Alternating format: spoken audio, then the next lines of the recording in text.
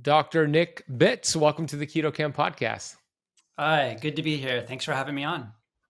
Yeah, I was just telling you offline, I love the work that you're doing. It's just so fascinating, and it's becoming more and more popular over the years to talk about like senescent cells and senolytics, and we'll get into autophagy. And pretty much this is the conversation on how to live longer, how to slow down the progress of aging and what exactly that means. So first and foremost, you're an Ayurvedic practitioner, and I'm curious, how did you even get started with that? Why did that pique your interest, and how did that transpire? Yeah, that's a big question. I would say that it all started with a personal health crisis. I think that I tried going the traditional route, and I had a chronic back issue that I just couldn't solve. And so I went the traditional route, did all the imaging, was told essentially that everything looks good and you're kind of on your own, buddy. And when you're a 12-year-old boy, you just are like, okay, I guess that's it. I guess I'm going to be in chronic pain for the rest of my life. And so that really was the start of a long journey of just self-care, self-healing, doing deep dives into Buddhist meditation, into yoga, yogic philosophy, Ayurveda. So I basically just took control of my health. I started reading voraciously, started getting into these Eastern philosophies. And ultimately I got into acupuncture, and my first session of acupuncture was just mind blowing. I mean, I got instant relief, and I saw the light. I was like, oh, wow. Okay. There is something that I can do here. I'm not just going to be in chronic pain forever. And so that was really the start. And I just started doing a deep dive. I've been practicing yoga since I was a little boy, and Ayurveda really is the sister science of yoga, and they go hand in hand. They're both Sanskrit languages, which is beautiful. And so there's a lot of overlap in terms of how they see the world and what they offer. And so I was utilizing all of those tools myself and healing myself. And eventually got into medical school, started focusing more on integrative medicine. But knowing that really I wanted to practice Ayurvedic medicine ultimately. And so I moved to India. I lived in an ashram there. I worked in a panchakarma detox hospital, and just started doing a deeper dive into Ayurvedic medicine. So I came back, got my doctorate. But still, Ayurveda is really the lens that I kind of see the world through, and certainly how I view medicine and a lot of the botanical offerings. So 12 years old, back pain. What do you think led to the back pain? Oh, well, it was a trauma. I fell out of a tree. Like all Oh, little boys, okay. I thought I was immortal, and I was throwing snowballs at cars. And I grew up in Colorado, and icy trees, middle of winter, snowballs. All of it's just a recipe for disaster. And fell out of a tree, landed in a precarious way on the back of my neck, and basically lost all sensation in my body for about 5 minutes. Wow. Completely paralyzed. And so slowly the sensation started coming back into my toes and my fingertips and back into my core. But that was the start. That was the start of it. What is it about acupuncture that helped? Like what is acupuncture doing? I think it's doing a lot of things. I mean, I think that they treat the person as an individual. They're looking at the energetic qualities, and they're giving the opposites of. So if you have an imbalance and too much fire, they're doing the opposite by doing water or something that's cooling. So it's very basic. It's very naturalistic. And so, of course, there's the acupuncture component, there's the needling component, and then there's the botanical component, and they really work hand in hand. If you work with somebody who's really skilled at TCM, traditional Chinese medicine, and really skilled in botanicals and needling, they can do pulse diagnosis, they can do a face diagnosis, tongue diagnosis, and they can really figure out where you're blocked, where you have imbalances, and then they can treat accordingly. And the thing that I like about acupuncture is that they view the body as really a field of meridian lines. And so they don't view the liver as the liver organ itself. They view it as a line. And so any stagnation within that line is called liver congestion. And it creates pain, as an example. And so even if you have back pain, they might be putting needles in your ear because that's one of the points in the liver meridian, or they might be putting it in your chest or your toes. And so they look at the body as not really as a system, but as a whole, and how it all relates to the back pain. And so I really like that. I like the holism that's intertwined with the philosophy of TCM. I do too. My fiance has been doing acupuncture for a few months here in Miami, and it's helped her a lot with her anxiety and panic attacks. So she continuously goes once a week or once every other week. So I've heard great feedback from her. It's something that's been on my list. I haven't done it I've done it in the past, but not consistently.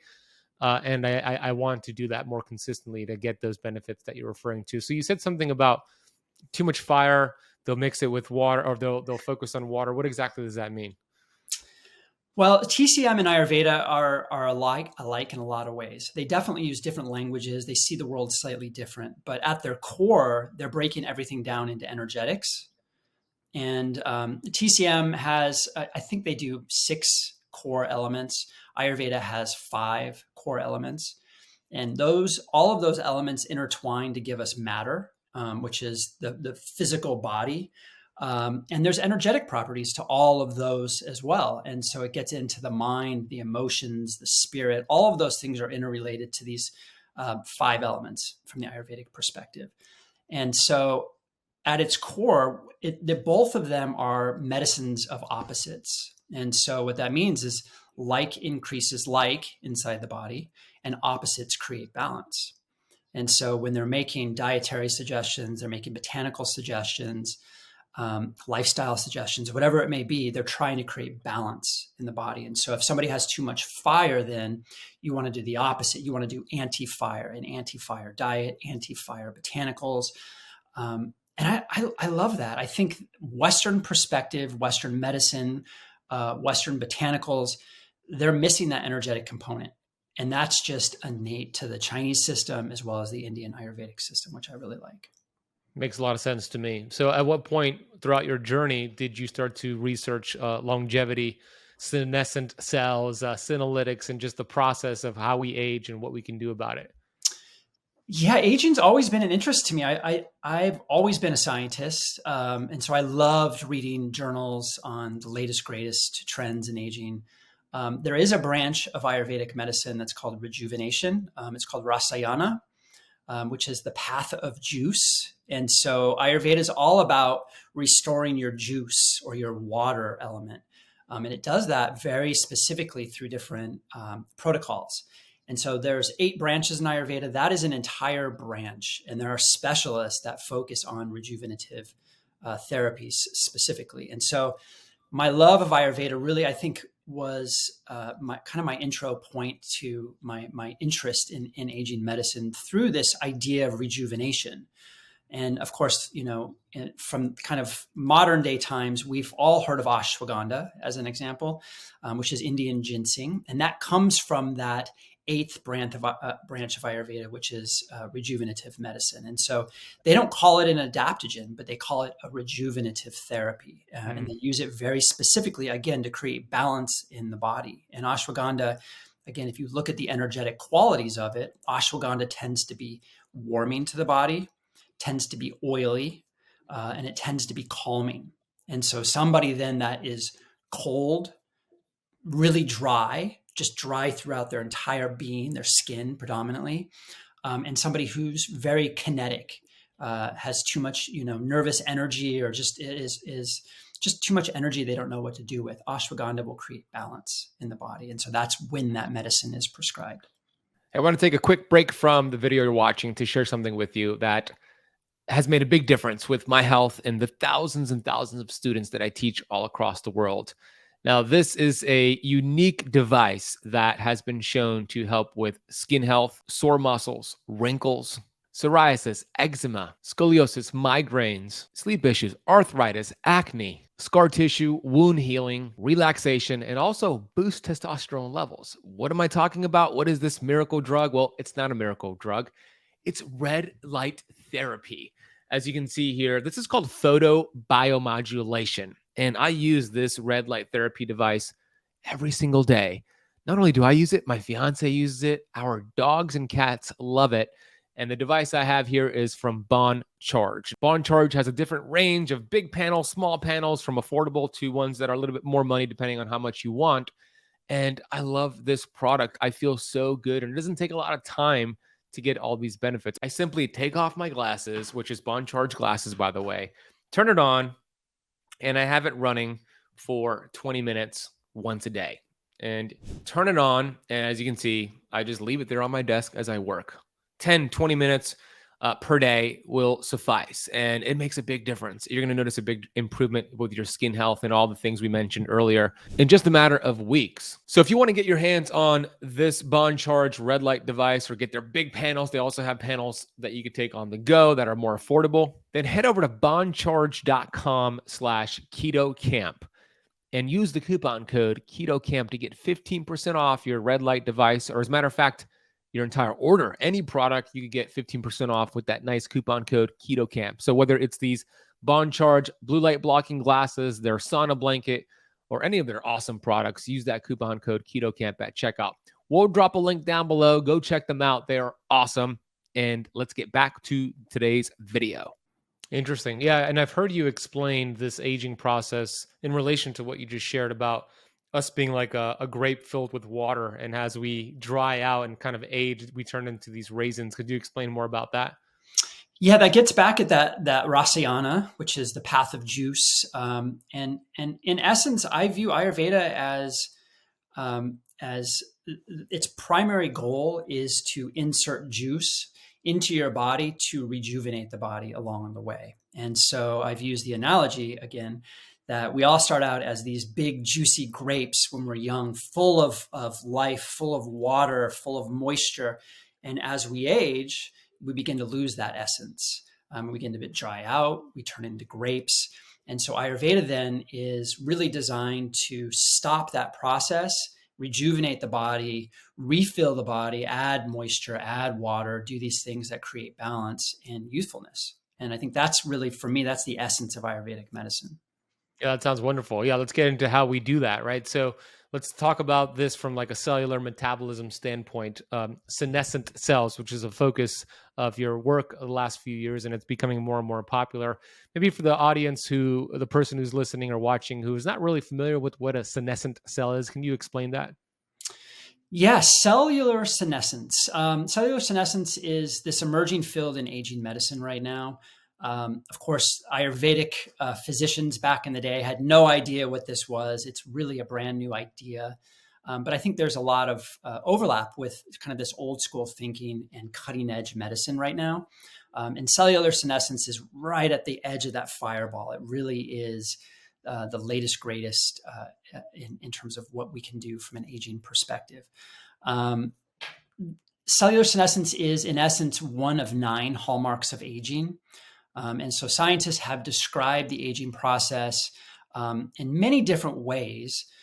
There's no one way that you can describe what causes aging, but we've grouped together 9 different ideas to create one kind of continuous whole idea, which are known as the hallmarks of aging. And one of those ideas is cellular senescence. Senescence is a word that comes from senex in Latin. It just means to age. And so we all age, we all go through senescence, but when a cell ages and goes through senescence, that's what's known as cellular senescence. And that cell becomes a senescent cell. And essentially what that means is that that cell that can be anywhere in the body, we have 37 trillion of them. In essence, it stops dividing. And when a cell stops dividing, generally speaking, it will go through apoptosis, which is cellular death. And that's healthy. That's normal. Cells will stop dividing. They go through apoptosis. The body turns them over, eliminates them, recycles their parts, creates new cells. But when those cells stop dividing and just linger inside the body, that is a root cause of aging, and that's known as a senescent cell. And it gets really interesting when you start to understand how those cells do it and kind of the ramifications for having these senescent cells in the body, which accumulate as we age. Young folks tend to have very few, if any, senescent cells, and individuals over the age of 40 have more and more senescent cells as they age, pretty much in all tissues and all organs in the body. Yeah, well explained. And I know that, in the relation to COVID and what's happened in the last 3 years, a lot of studies have come out that show people that are highly at risk for becoming really sick and potentially dying from COVID are those who have high amounts of these immunosenescent cells. And they're also, some people call them zombie cells. They stick around, as you explained, longer than we'd like, and we want to get rid of them. I know that my mentor, Dr. Pompa, describes them as corrupt government workers that need to be kicked out of their job. They need to be gone, right? They're there for too long, just causing problems, recruiting other people to act like them. And the question is, number one, how do you even measure? Like, what are some lab tests, telomere testing? What are some ways we could test to see how healthy our cells are, and if we have too many of these senescent cells? Yeah, so you mentioned telomeres. We know that one of the primary ways that a cell becomes senescent is through telomere attrition or telomere shortening. And that just happens naturally as we age. Cells will divide, and over time, the more that they divide, the telomeres will shorten, which basically the cells lose the ability to protect the DNA. And so the DNA gets exposed, you get damage in the DNA. A cell then has the opportunity of replicating that damaged genome, or it has the ability to move into senescence and kind of freeze. So telomeres are the reason why cells move into senescence. In terms of testing, there's really no reliable test yet. Unfortunately, I think it is still early days. We've really only discovered this idea of senolytics, which are compounds that can get rid of senescent cells. We really discovered them in about 2015. So it is new. It's this emerging idea, a new field. Scientists are trying to figure out how to figure this out through various biomarkers. There's a lot of proposals right now. One would be beta galactoside. You can measure that amount in the body. And senescent cells tend to have more of that. And so individuals that have more beta gal it can give you an indication of overall senescent cell load in the body. But really, to date, the best and most reliable biomarker is through direct senescent cell testing through biopsy. Mm, So not that's a ideal. challenge. That's a challenge. There's an ingredient as an example called Synactive. It's a blend of two adaptogens. It's widely used in sports nutrition products. It increases absorption of some ingredients, and it has very specific sports performance benefits. But they have done studies on this two ingredient compound. And in doing the studies, they actually did muscle biopsies in individuals. So I don't know how they recruited individuals for this type of study, but they were able to show that over the course of weeks of taking this, you can get rid of senescent cells directly in muscles through this compound, which is interesting. Interesting. Were those compounds categorized as senolytics as well? They are, yeah, and we actually use them in our formula, our senolytic formula, because there is science showing that. There's a human study. I think there's two human studies showing efficacy in terms of helping eliminate senescent cells from the body. Interesting. Okay. Yeah. And I want to get into your products. I have a few here, and I want to get into like the thought process and the research behind why you formulated it this way. But before we get into what to add and what to do, I think it's important to talk about what to remove, most importantly. So when I think about anti-aging or just slowing down the process of aging, increasing your lifespan and health span, I always think about world-class professional athletes. Like, for example, Tom Brady, Kobe Bryant, Dwayne Wade, LeBron James. What they all have in common is that towards the second half of their career, they got really smart and they took less hits. They changed their game up, right? Kobe Bryant stopped driving to the basket as much. Tom Brady pretty much stayed in the pocket. They took less hits. So the question is, what are the hits that we're taking in this day and age that we could stop taking? And then we could talk about what things to add into the mix. Yeah, so there's really two ways, and I've kind of talked about this a little bit. There's two ways that cells turn into senescent cells. One is called replicative senescence. We know that cells divide 40 to 60 times, and then they go into that senescent stage. That's normal. That's healthy. That's found throughout the body. Everybody experiences that on a daily basis. In fact, it's thought that upwards of 50 billion cells go through that on a daily basis. Yeah, it's crazy. So crazy, right? So that's normal, that's healthy, that's good. However, there are certain ways that, and certain things that can induce it in other ways. Stress and damage would be the umbrella that I think everything would fit under. And I think immediately I think of reactive oxygen species, aka free radicals. They can trigger senescent cells, a cell to move into senescence. Mitochondrial dysfunction, so, making sure that we're producing enough ATP, giving the body the building blocks to make sure that we have cellular energy. There's a lot of ways to do that. Again, one of them would be boosting NAD levels. That would help support the mitochondrial pathways to ensure that cells are healthy and vital and don't move into senescence. Autophagy, again, there are ways to support autophagy.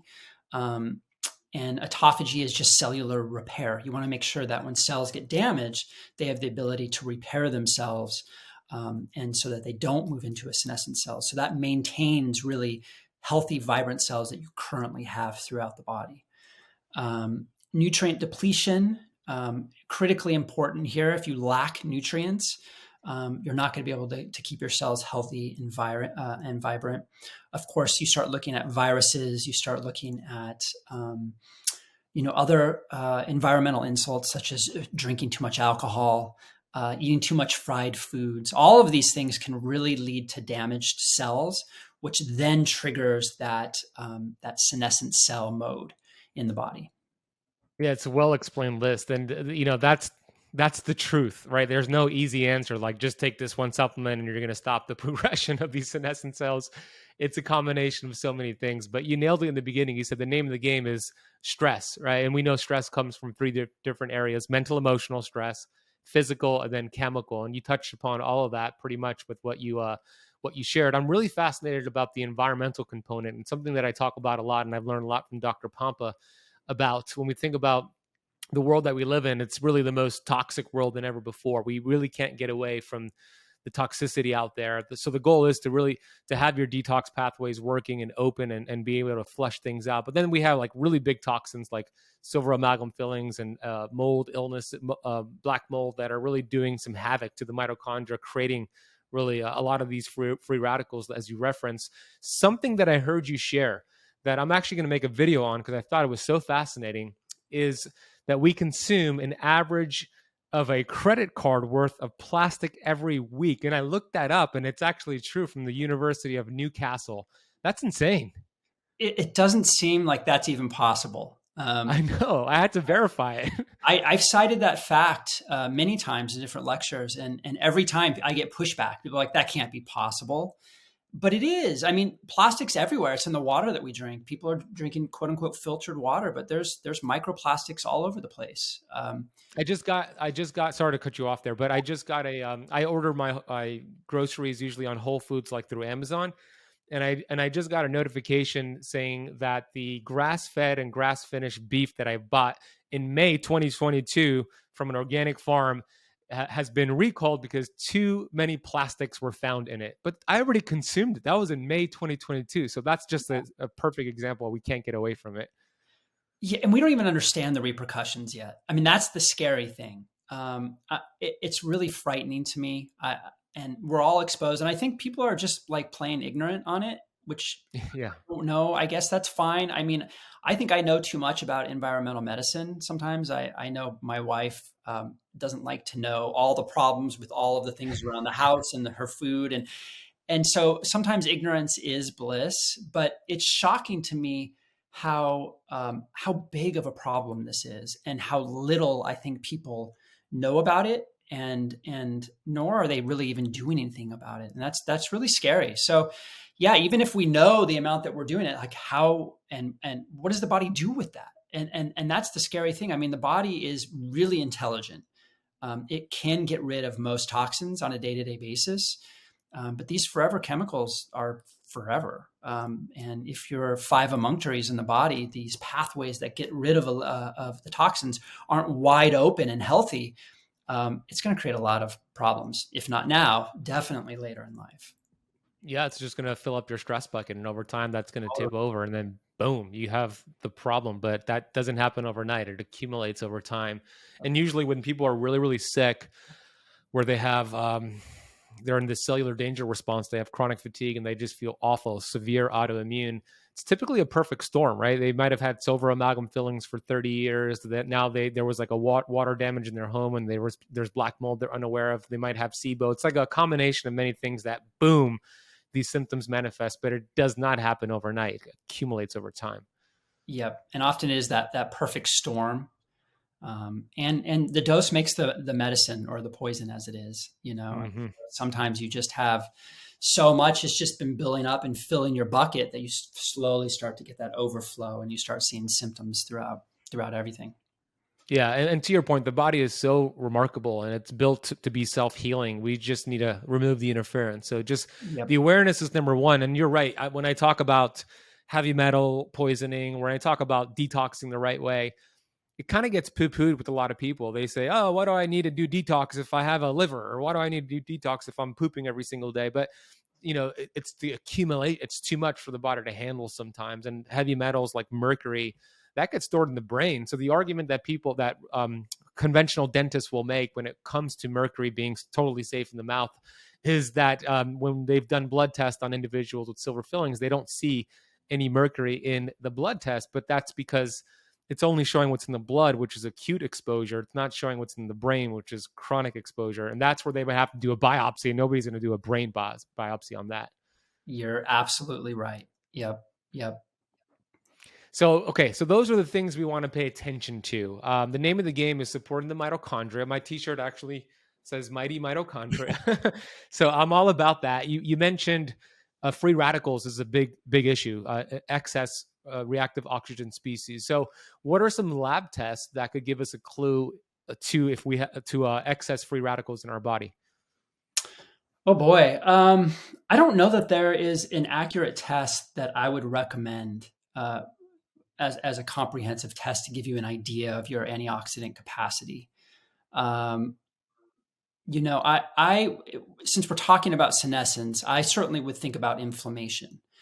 Yeah. I think that to me is the most critical part. Inflammation currently is not a hallmark of aging, but it's recently been proposed in 2022 as another hallmark. And so I think you're going to see that added as a cause of aging.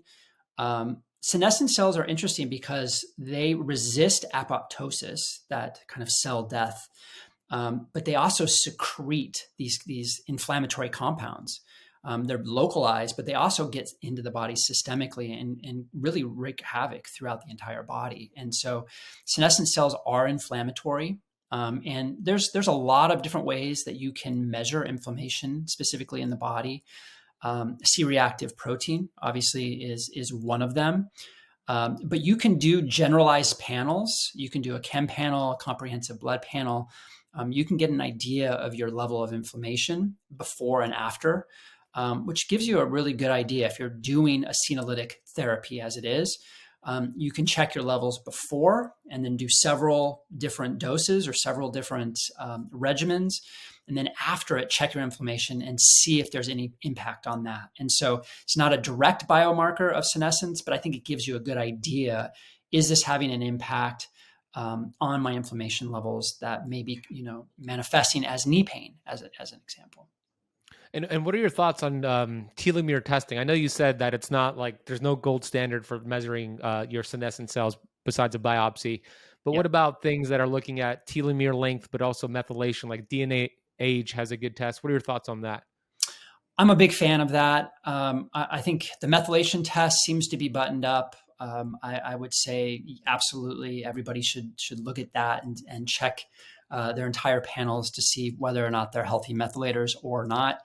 The telomeres, I'm not as convinced that we can really get a good idea in terms of length. Of course, the idea of senolytics are important because they're directly targeting aging and the aging process. But I think even a step further would be if we can take care of the telomeres specifically. And so we know that telomere ACE can add DNA onto the ends of the genome and create healthy caps in otherwise unhealthy caps. So I think that there's even therapies beyond senolytics that could be beneficial to support telomere length.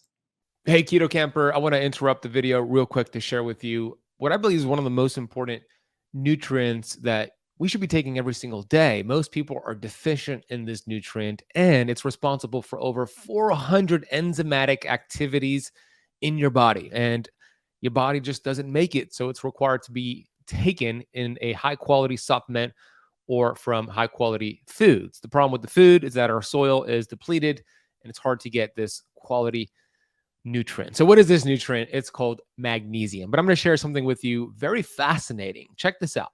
Upgraded Formulas has this incredible product called Upgraded Magnesium. And Barton Scott, the developer of this product and company, he's a brilliant guy. He created nanoparticle magnesium, which has the ability to penetrate your membranes and go right into your cells. There's a 99.99% absorption rate. Now, this is unheard of because with other magnesium products, you better believe it's not that high. And there's an interesting study they're doing with Upgraded Mag I want to share with you real quick. Early results from a sleep study with Dr. Sachin Patel showed that the average doctor in the group using this product has achieved an improvement of over 35% in deep sleep.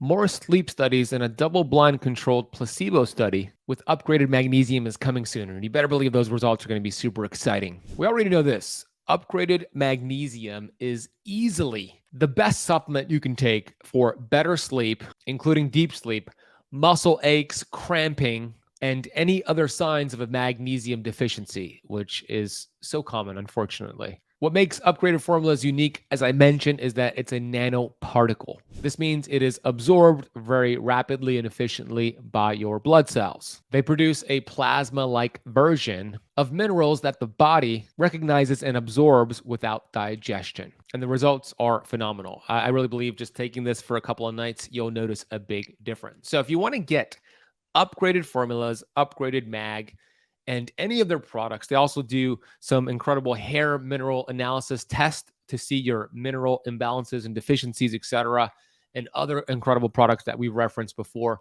Head over to upgradedformulas.com and use the coupon code KETOSIS to get 15% off your entire order. That is upgradedformulas.com. Coupon code is KETOSIS to get 15% off your entire order. I'm going to drop a link for you down below in the notes of this video. Okay, let's go back to this video. And I think it's important to discuss the beneficial role of stress, because we talked about how stress could be bad, but what about the beneficial role of it? Because there could be this mitohormesis process where we could stress the mitochondria and create healthier, more robust mitochondria. Are those do you have some protocols or some suggestions on how we could do that? Wow. Yeah. I mean, that's how do you create resilience in the body? I often will look at the kind of like a bell curve, a little bit of stress in the early part is really beneficial. It can waken you out of complacency, out of procrastination, out of boredom, all of those things, and move you into action. And it's critically important. And so that's globally. And I think that actually, to your point, I think that's actually at the cellular level as well. And so you see that at the level of the mitochondria even. But it's when you get too much and you get on that downside of the bell curve that you start having problems. And so how do you create resilience in the body? I think that's one of the biggest questions. I think in part, that's why we're seeing such a remarkable response right now to cold plunges, because they create resiliency literally on every level, mental, emotional, every level of the body. And it's pretty remarkable. I immediately, when I think about resilience and resiliency and how to promote that, I get back to adaptogens. And they work in some very interesting ways. Of course, we know they impact the HPA axis in terms of hormone production. But the newest mechanism of action that scientists are just now starting to uncover is this area of mitochondrial health.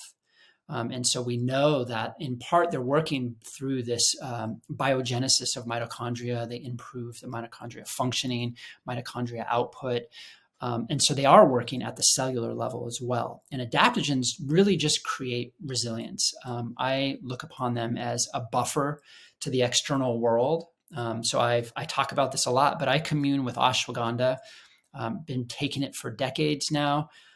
It is my kind of my resilient set point. And I think it allows me to kind of ride that bell curve so that I don't fall down on the backside. And then I'm always up top and performing optimally, both mentally and at work and at home and, on the basketball court when I'm playing hoops with my friends, all Oh, of it. nice. So resiliency, how do you promote that? I think is the answer. Yeah, yeah. I didn't know you played basketball. We got to play one day. I play all the time. I love All right. basketball. Love it. Let's do it. How tall are you? 6'2". Oh, me too. There you go. Even All right. match right there. I'm a point guard. Nice. I'm more of like a point forward than a point Okay. guard. All right. I got the long arm. So anyways, we could talk about that a little bit later. Keep it up. Keto on. Yeah, you're going to be at KetoCon, right? I am. Yeah. There you go. I was talking to Chris Irvin because I just interviewed him earlier in the week, and we were talking about setting up a basketball game. So we'll make it happen. We'll include you too. There you go. Stress for the mitochondria. Where does fasting come into play here? Because here's what I see. And you mentioned cold plunging and cold exposure. What I've seen over the years is like we become fascinated with these amazing modalities like fasting or even ketosis, cold plunging, red light therapy, which are all similar in the way that it acts as a stress, and it could be positive as long as you don't do too much. But people do too much. People are doing too much cold exposure right now, too much fasting, too much keto. So what are your thoughts on fasting specifically when it comes to this positive stress? And have you seen people do too much of it? Fasting is an enormous topic. I love it. I love that that's become one of your expertise. It's just such an interesting field, and there's so much misinformation out there. When we're talking about senescence, fasting is interesting because it's one of only a handful of lifestyle things that can support cellular senescence. And so we know that fasting, as an example, as you know, I'm sure if you've probably spoken about many times, it stimulates autophagy. And so it can really help support cellular repair so that cells then don't move into senescence. And I think that is the most important aspect overall at the cellular level. Globally, I think fasting is critically important for, I'm going to say for most people these days. I think it would have only been a sliver of the population, 20 years ago, but with all of the toxicity that we're exposed to now, I think it's critically important to push reset, to give the body a chance to heal itself spontaneously, and to do what it does normally. And so I think that's only achieved through fasting, but it's got to be done intelligently. And I think most people, they don't understand the intricacies, how to walk into it, how to do it, and then how to exit a fast in the right way. And of course, the idea of like intermittent fasting is important. You can get the benefits in a very small window, but it's not suitable for everybody. And I don't know how much you talk about that or what your thought is necessarily, but coming from an Ayurvedic perspective, intermittent fasting and really fasting in general is most suited to kapha body types. And so they're kind of the big heavy set body types. If you're a pitta or you're a vata body type, you really should avoid fasting. And so in those cases, if I'm looking through that Ayurvedic lens, what I would recommend as an alternative is doing something called a mono diet. And a mono diet is, I'm going to say it's a fast for the modern world. It's just eating one food continuously for an extended amount of time. I recommend using a dish called khichdi. It's kind of a traditional Indian cuisine. It's kind of like chicken soup in India, or maybe even like mac and cheese in India. But it's basmati rice, ghee, spices, vegetables, very wholesome, balancing foods, easy to digest, balancing to all body types. And in doing that, you're basically allowing the body to repair itself during that time. You're getting the calories, you're getting some essential nutrients, you're doing things that are important, but you are allowing the body to push reset during that moment. So that's one way that I like to look at it. What about the argument that our ancestors all pretty much practice fasting, not by choice, but by necessity and survival. They didn't really understand what you're explaining here. So how would you counter that argument? Yeah, I think that that was a stress response that they had to deal with. I don't know that, given the choice, that that's something that I would necessarily recommend. I mean, there is something, I think we are very disconnected from nature, and there's something about fasting, especially in the springtime or maybe even in the fall, that gets you more aligned with the rhythms of nature. And I think there's a lot of value in that. Um, but ultimately, like, look, we've gone, from times of famine, into times of feast, and Yeah. most people are feasting way too much. And so I don't know. I think that there is a middle point, and I think that I'll certainly acknowledge that my viewpoints have become less extreme as I've aged. I think I would have been a huge proponent of a 7-day water fast or more, and I would say everybody needs to do that. But now I'm seeing the value of moderation and doing less, and rather than forcing the body into a certain movement, allowing the body to move in that direction if it has the opportunity or if it needs to intelligently. Yeah, I agree with your viewpoint. It makes total sense, and I'm guilty of, when I started doing fasting in 2013 and started studying it. I did way too much fasting. I was getting way too much autophagy, and I actually started to experience the detrimental effects of that. So now I always say the feasting is just as important as the fasting, and there's a right way to do it. So the way that I would love your feedback here, but the way that I kind of teach my students to look at if fasting is working for you or against you. Number one, I have them track blood glucose and ketones during the fast. And what I want to see is ketones rise gradually and glucose drop. If I see glucose rising, I think it's too much of a stress. They might be going through gluconeogenesis, whatever it is. I have them break the fast. And then number two, I have them look at their heart rate variability. And if that's improving, then it might be working for them. But if they see it tanking, it might be working against them. So those are a couple of metrics. What are your thoughts on that? I think you nailed it. I think those are the two that I would certainly look at as well. Those are tried and true. They're very immediate, and they're very predictive. Awesome. Okay. So the feasting is as important as the fasting. Most people are feasting too much. They're getting too much mTOR, which, by the way, what are your thoughts on this mTOR thing? Because we have different sides saying stay away from mTOR. It's going to age you really fast. And then we have more of what I think spurts of mTOR are really beneficial. So what are your thoughts on mTOR? I don't know that I have a really strong opinion on it, honestly. I'm not super well versed on it. I've been asked that question. I haven't done the deep dive, so I don't really have a strong opinion yet. Okay. Yeah, but I would guess that you're more on my side because you're talking about the balance, right? Not too much fasting, so not too much autophagy, not too much feasting, so not too much mTOR. So Right. I would guess you'd be right there in the middle like me. Yeah. So Senolytics, let's talk about that. Awesome. I have three products here from your you helped design this Qualia. So it's a Neurohacker Collective, and I have a product called Life. If you're watching on YouTube, you can see me holding up here a product called Night and a product called Resilience. I'd like to start with Resilience. I've been taking this one the way that you recommended it here. So 5 days on, 2 days off, 2 supplements each day. Talk about this supplement called Resilience, Qualia Resilience, and what you put in, why you put these ingredients in here.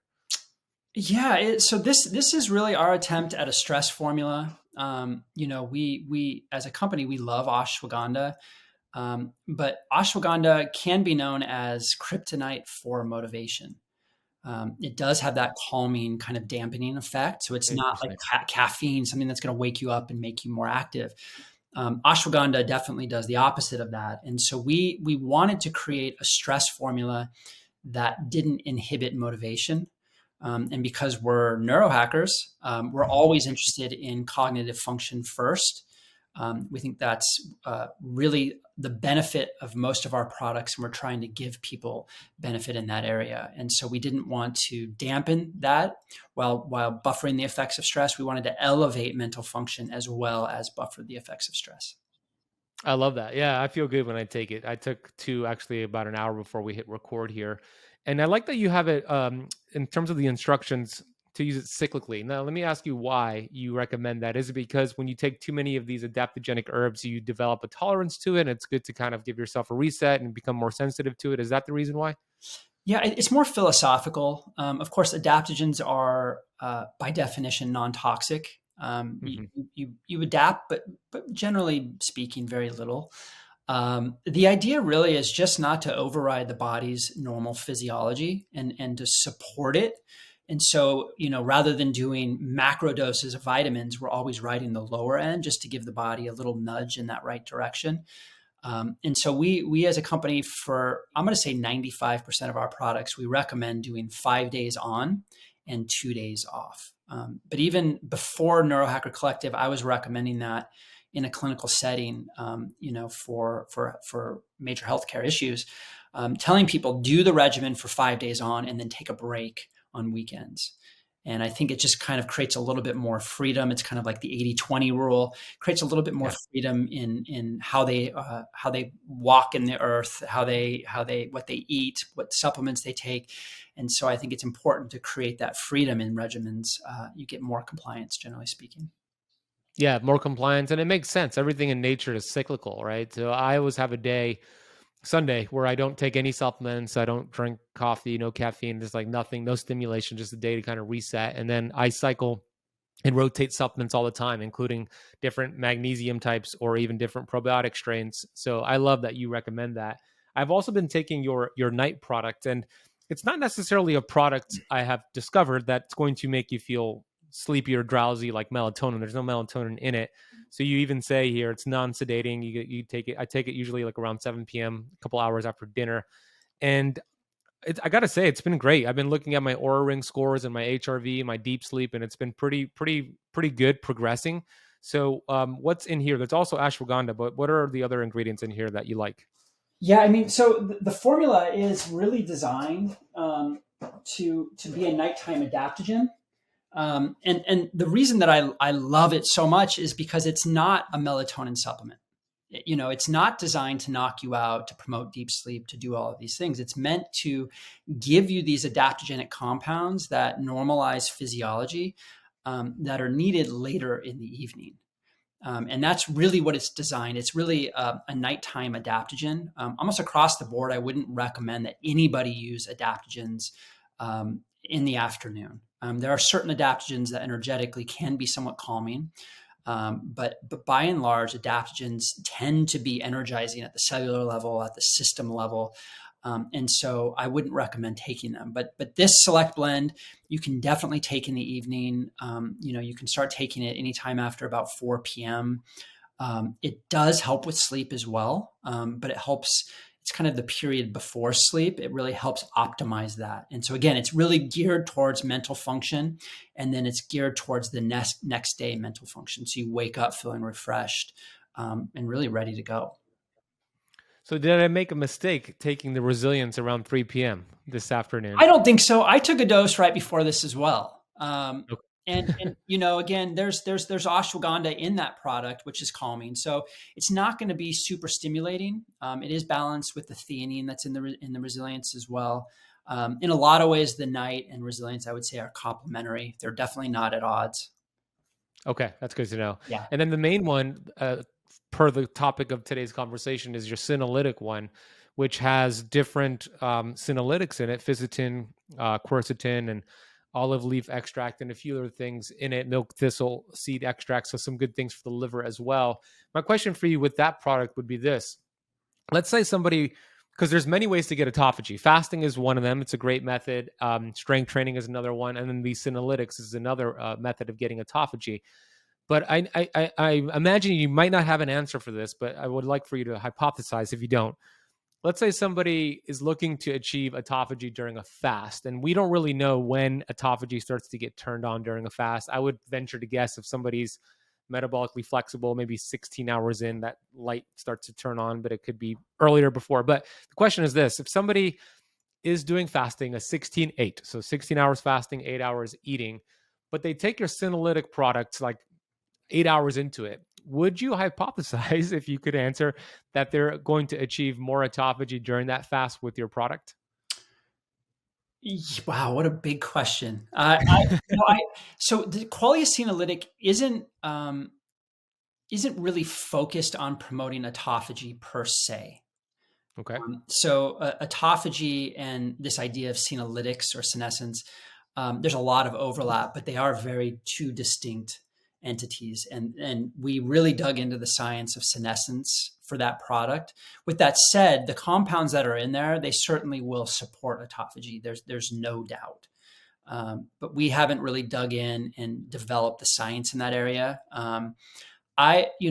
The thing about this product, Qualia Senolytic, is that we're using big doses of senolytics for a very short amount of time. And so we call it kind of the hit and run regimen. So you hit the body, you hit the cells really hard, and then you let it relax. And so because we're hitting it so hard over the course of only 2 days per month, I would think that it's going to have a very big effect in that area in a very short amount of time, whether that's 8 hours or whether that's 10 hours. So I would bet on that. I would too. Yeah, it makes sense to me. The challenge is like we can't really test for autophagy. Again, you have to go in a lab and get that LC3A protein done, but nobody's going to do that. So I think one of the better ways to kind of get a gauge if you're entering autophagy or not is what Dr. Thomas Seyfried kind of teaches with that glucose and ketones ratio. Would you agree that would be kind of a gauge if you see those ketones going up and glucose dropping that you might be nearing autophagy? That makes a lot of sense. I think that pattern overlaps with the overall effect that you're looking for. So I think if you can hit that sweet spot, I would say, yeah, that's exactly where the magic's going to happen. That makes a lot of sense. Yeah, that's to me as well. I can't wait for a company to come out with an autophagy continuous monitor or something like that. It's I don't coming, know. I'm sure. I'm sure it is. First, I think there's going to be a continuous insulin monitor and a continuous ketone monitor, and then I think we'll get the autophagy one. That would be super cool. Yeah. A couple things. Yeah, go ahead. Sorry, go ahead. Go ahead. I was just going to say what I've seen happen in the last 5 years. It wouldn't shock me if that comes out. I mean, yeah, like things are moving so quickly, and the amount of innovation and technology is it's mind-boggling. Yeah. Yeah, it's amazing. We live in an amazing time right now. By the way, for those watching and listening, you could get any of the products mentioned, and there's a ton other. We're going to put a link down below, and you were gracious enough to give us a code, which is KetoCamp, and y'all will get 15% off your entire order. So whatever products are resonating with you, go to the link down below and kind of view all the products they have. I can tell you, I think you'd notice a difference just the first couple days of using these products, and you got a nice discount code. So thank you for doing that, Nick, by the way. You're welcome. Yeah. What are your thoughts on, immune health? I know you're a big fan of like beta glucans for the immune system, but explain why, and then what are some other ways we could make the immune system not stronger? We don't really want it like a strong, but like just performing the way it's designed to perform, especially when we're traveling. Yeah, I mean, you touched upon this earlier in the show. You talked about immune senescence, and immune cells, just like all cells in the body, go to senescence eventually.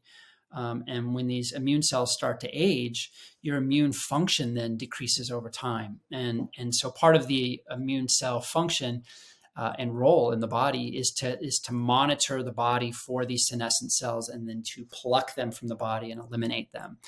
If you don't have that immune competence, these senescent cells then linger throughout the body. And so it's critically important, I think, in terms of the senescent cell conversation that we've been having. Beyond that, though, I mean, immune function is crazy important. I mean, of course, I think in the last 2 or 3 years, we've all become a little bit more mindful of this. But even before that, for me, it was always a priority because nobody ever talked about the immune system or immune function until they got sick. And so it's critically important. It's critically important to everything that we do. And I mean, if you're just unwilling to check out of life for weeks at a time, every month or every year, it's critically important that you're doing something to build that immune intelligence. And there's a billion things you can do. One of them would be the beta glucans that you had mentioned. And beta glucans are found in a lot of cereal grains. They're part of the reason why everybody's having a love affair right now with medicinal mushrooms. They're just these polysaccharides that naturally occur in the cell walls. And what they do when you basically are ingesting them on a daily basis, you're basically training the body to build up its immunity. So it's almost like when you're running and you're training for a triathlon. or a marathon as it is. You're doing little by little, and you start slow, and over the course of time, you're building up your strength and your ability to run, so that when the race day occurs, you can go and you can rise up to the challenge and race without any problems. And so the same thing here, where you can start small and eventually you start eating more and more, where you just build your immune intelligence, so that when you have any exposure, any environmental exposure or otherwise, the body's kind of primed to respond in a healthy, intelligent way. And so that's why I like beta glucans, because it's something that you can do day in and day out, whether or not you're under the weather or you're healthy. And it just gives you that immunity. It builds immunity. It's especially important in older individuals. So over the age of 40, we see this decline in immune function almost across the board. So one way to get around that is just ingesting more of these beta glucans. So huge fan. I do beta glucans almost daily for that very reason. I like being healthy and not sick on a monthly basis. So yeah, good idea, especially if you travel a lot too. For sure. So, and then just to kind of round out the conversation there, I'm a big fan of vitamin D. I know everybody's on that kick right now. Make sure you're complementing it with vitamin K2. Yes. Yeah, critically important. And I think there's more and more information out there right now. I generally will recommend about 1,000 IU or maybe 2,000 IU of vitamin D, and upwards of about 150 micrograms of vitamin K2. That's a really nice balance, just to make sure that you're not absorbing too much calcium and then putting the calcium in places where you don't want it. Vitamin K will put it directly into the bones, which is where you want it. Another basic idea is zinc. Zinc's become commodity. You can find it in gummies. Critically important. Take it with food. I would recommend somewhere between 10 and 30 milligrams on a daily basis. I find at the higher end, people get a lot of nausea, so just be mindful of that. So start small. You can slowly ramp up to find a dose that's good for you. Zinc, you don't necessarily need to do every single day, but it's something to keep in your medicinal shelf. I will say that I'm a big fan of black garlic. Fermented black garlic is fantastic. The studies show that it's more active in terms of immune stimulation. It's more active than raw garlic. So black garlic is tasteless. You don't burp up that sulfur taste over the course of hours after ingesting it. It's really just clean burning, and it really builds immune competence over time. And then I'm getting into this idea of postbiotics. You're going to see kind of a revolution, I think, over the course of the next 2 years. So we've moved from probiotics into prebiotics. And then I think everybody now is going to move over to this area of postbiotics. So a lot of really interesting ingredients coming out and some really fantastic products. Can you explain what a postbiotic is? Yeah, so a postbiotic essentially is a heat inactivated microorganism. So we know that probiotics are alive. You ingest them, in theory, they insert themselves into the gastrointestinal lining, and they change the microbiome, the kind of ecology within the gut. Prebiotics are just foods that feed those bacteria. And then postbiotics are, I would use the analogy of a vaccination, where you're getting this shell of a virus or a bacteria. And when you ingest it or you shoot it into the body then goes and reacts to that. And so it basically creates this huge physiologic response throughout the body. It's a cascade response. And that can help raise your T cell count, these other components of the immune system very significantly. And so we're finding that these heat activated or heat killed bacteria that are found in foods, certain fermented foods in particular, are very beneficial for building immunity. Interesting. So are you going to be developing your own products with some postbiotics? Yes, we are. We're launching one here in about 2 months. It's called Qualia Symbiotic. We, of course, make very premium products. So we're doing things that rise above, I would say, all of the products on the marketplace right now. We're very proud of this. We do beta testing. We have a very large beta community where we test our products before we launch. And so this product is no different. Of course, we did a longstanding beta test on numerous individuals within the community and had amazing results. So it's a very robust multi-ingredient ingredient. It's really geared not only towards building gut health, but also towards the gut-brain axis. So again, supporting the mind as kind of a secondary benefit. That's awesome. Yeah, I can't wait to try that product. I always love what you guys are doing. I've been, using your products for many, many years. So it's exciting when you have new products because I'm like, I can't wait to try it. Last question for you is this: as we land the plane together, another supplement we didn't talk about yet. It's actually my favorite supplement in the world. It's a vitamin G, which I call gratitude, vitamin gratitude. So my question for you, Nick, is what are you grateful for today? Oh, that's a great. Yeah, we are all lacking vitamin G. I love that. It's so true. Um, you know, I'm grateful. I'm grateful just to be in this community of like-minded individuals. I love being on podcasts. I'm not a natural speaker, but I like participating in the conversation, and it's great that we're all participating in it. And I think it's really moving all of us forward. I mean, in the last 5 years, I think everybody's gotten on the wellness kick. And not only that, I think we've advanced it. And so I'm really grateful to be a part of that conversation. I'm grateful to continue to build products that create change in people's lives. And yeah, I guess that's what I'm mostly grateful for today. I love it. It's a great vitamin G right there. So you mentioned you're going to be at KetoCon. Are you speaking? You're a vendor, both? Both a Awesome. vendor and yep, I'll be hosting one of the offsite talks during that weekend. What's your topic? What's your lecture going to be about? We're going to do a deep dive into senescence. So I'm going to pull up some of Perfect. the clinical studies to date, the data, break down a little bit more of the story, but really get into some more of the technical aspects, how the ingredients work, how they impact cells, how they create the change that they create. So it's going to be a next level talk. I'm really excited about that. Yeah, I'm excited to watch it. So if you see Nick in KetoCon, either at his lecture or at the booth, let him know you heard him on the Keto Camp podcast. Give him a nice hug and give him a high five for the great work that he's doing. Nick, you're awesome. I appreciate you and all the work that you're doing.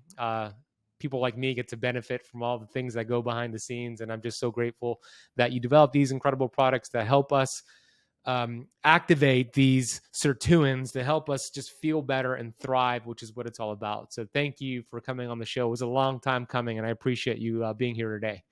All right. It was a lot of fun. Thanks.